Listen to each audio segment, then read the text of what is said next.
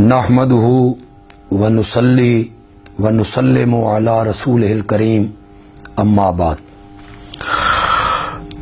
आपके सवालात और हमारी तरफ से उनके जवाब, इसका एक सिलसिला हमने जारी किया है। अल्लाह ताला अपने फजल से इस सिलसिले में बरकतें अता फरमाएं और अल्लाह की रहमतें हमारे शामिल हार रहें। पूरी दुनिया से जो अहबाब हमारे इस पेज को देख रहे हैं, वो अपने ज़हन में पैदा होने वाले कोई शुबहात हैं, कोई सवाल हैं, अकायद के बारे में, तारीख़ के बारे में, अमाल के बारे में, फ़िक़्ह के बारे में और अरकान इस्लाम के बारे में, तो इंशाअल्लाह हम अपने इल्म के मुताबिक उसके जवाब उन्हें ज़रूर देंगे इंशाअल्लाह। ये मुज़फ़्फ़राबाद से आज़ाद कश्मीर हमारे एक दोस्त हबीबुर रहमान, उन्होंने एक सवाल पूछा है कि कुछ लोग कहते हैं कि वक्त कई बार रुक गया था, यानी सूरज रुक गया था 4 बार। लोग कहते हैं 4 बार रुका है। हजरत बिलाल के अजान न देने से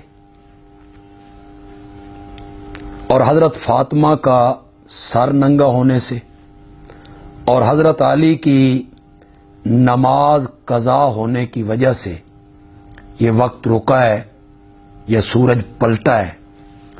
तो वो इस बारे में पूछना चाहते हैं कि क्या ये बात दुरुस्त है। ये बात बेअसल है और सही सनद के साथ इनमें से कोई बात भी साबित नहीं है।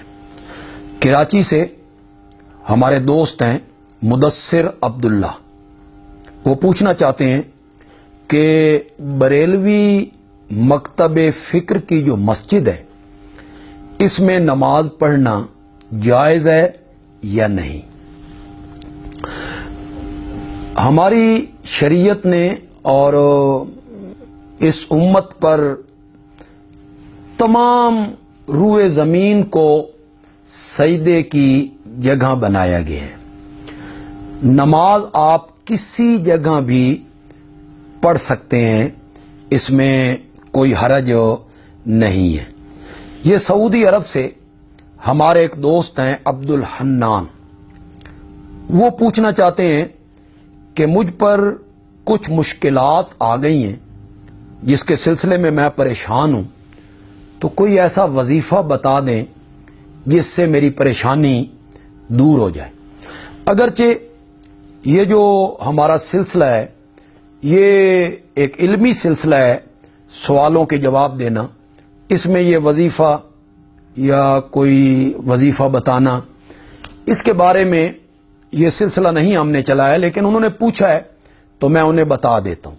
सूरत यूसुफ की आयत नंबर 86 है, इन्नमा अश्कू बस्सी व हुज़नी इलल्लाह। बस ये कलिमात जो मैंने पढ़े हैं, इन्नमा अश्कू बस्सी व हुज़नी इलल्लाह, ये सूरत यूसुफ की आयत नंबर 86 के अल्फाज हैं। आपने इशा की नमाज के बाद जब 2 सुन्नतें आपने पढ़नी हैं, तो 2 सुन्नतों के पढ़ने के बाद और वित्रों से पहले आपने 303 मरतबा ये वजीफ़ा पढ़ना है। अव्वल आखिर आपने 7-7 मरतबा दुरूद इब्राहीमी पढ़ लेना है।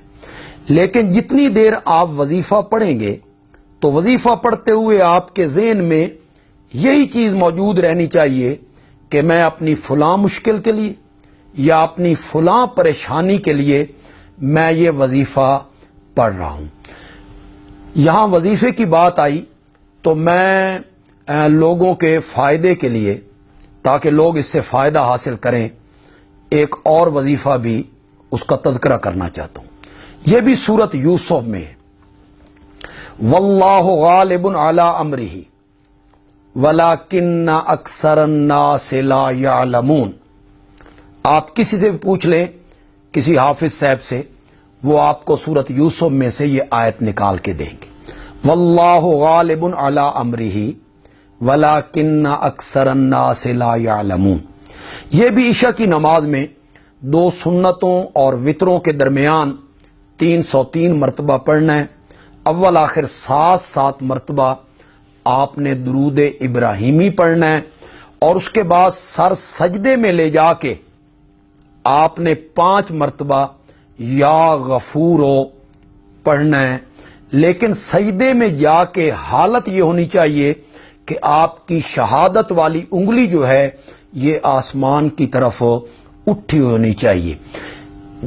جو لوگ اپنے بچوں کی شادیوں کے سلسلے میں پریشان ہوتے ہیں، بچوں کے رشتے نہیں ہوتے یا بچیوں کے رشتے نہیں ہوتے، یا اور کسی پریشانی میں، بیماری میں وہ مبتلا ہیں، ہر آدمی اس وظیفے کو پڑھ سکتا ہے.